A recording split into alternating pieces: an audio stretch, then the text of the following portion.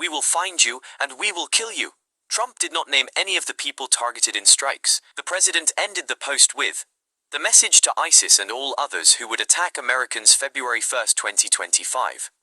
The U.S. military, in coordination with the federal government of Somalia, conducted airstrikes against ISIS Somalia operatives. The initial assessment indicated that multiple ISIS Somalia operatives were killed and no civilians were harmed. This operation took place in the Golis Mountains in the semi-autonomous Puntland region of Somalia. December 24, 2024.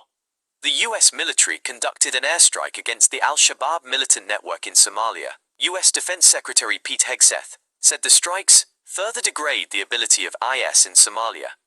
"These killers, who we found hiding in caves, threatened the United States and our allies," Trump posted on social media. "The strikes destroyed the caves they live in and killed many terrorists without, in any way, harming civilians." The Office of the President of Somalia said they had been informed of the U.S. strike targeting senior IS leadership in the northern part of the country. The Office of Somalia President Hassan Sheikh Mohamud said he acknowledges the unwavering support of the United States in the fight against international terrorism and welcomes the continued commitment under the decisive leadership of President Donald Trump.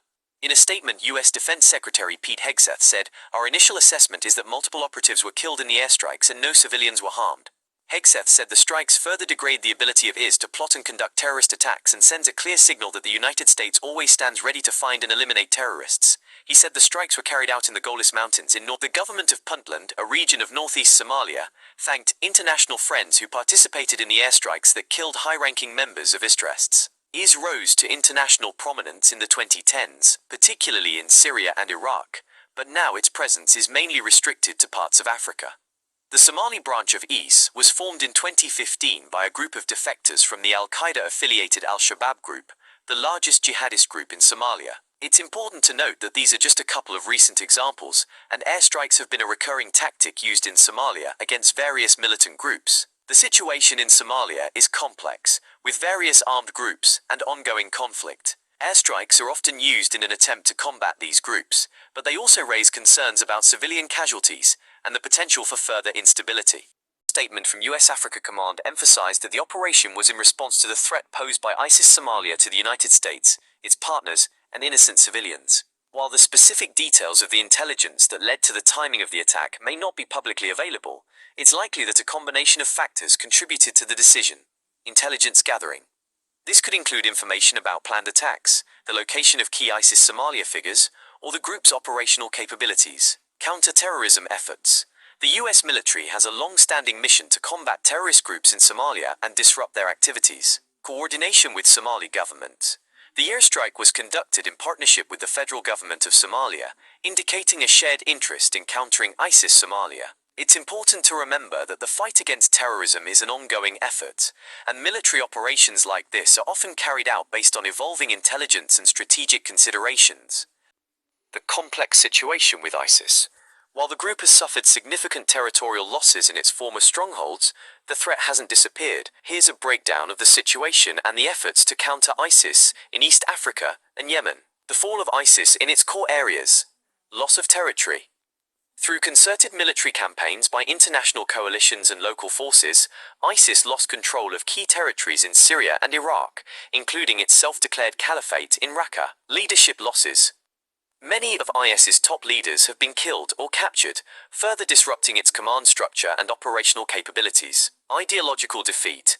The group's claim to a global caliphate has been severely undermined by its territorial losses and battlefield defeats. The rise of ISIS in East Africa. Exploiting instability. ISIS has sought to exploit existing conflicts and instability in regions like East Africa to establish new footholds. Local affiliates.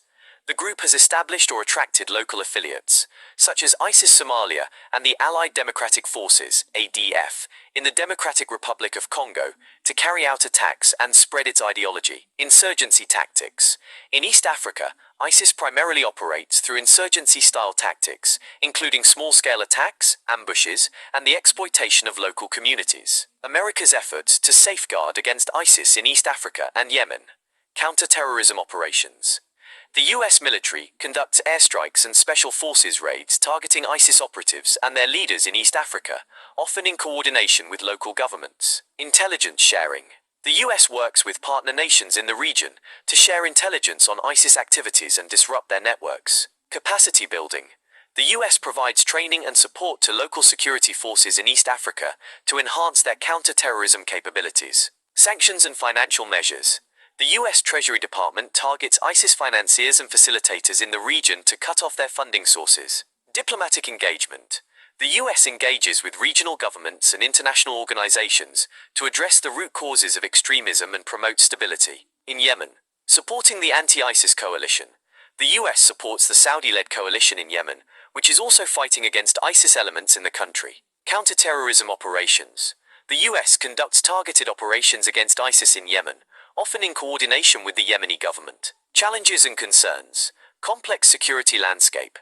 The fight against ISIS in East Africa is complicated by the presence of other militant groups, such as Al-Shabaab, and ongoing conflicts. Humanitarian crisis. The conflicts and instability in the region have led to a humanitarian crisis, which can further fuel extremism. Civilian casualties.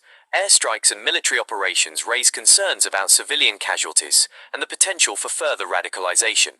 Overall, while ISIS has been weakened globally, it remains a threat in regions like East Africa and Yemen. The US is involved in counter-terrorism efforts in these areas, working with local partners to combat the group and address the root causes of extremism. However, the situation remains complex, and the fight against ISIS is likely to continue for the foreseeable future.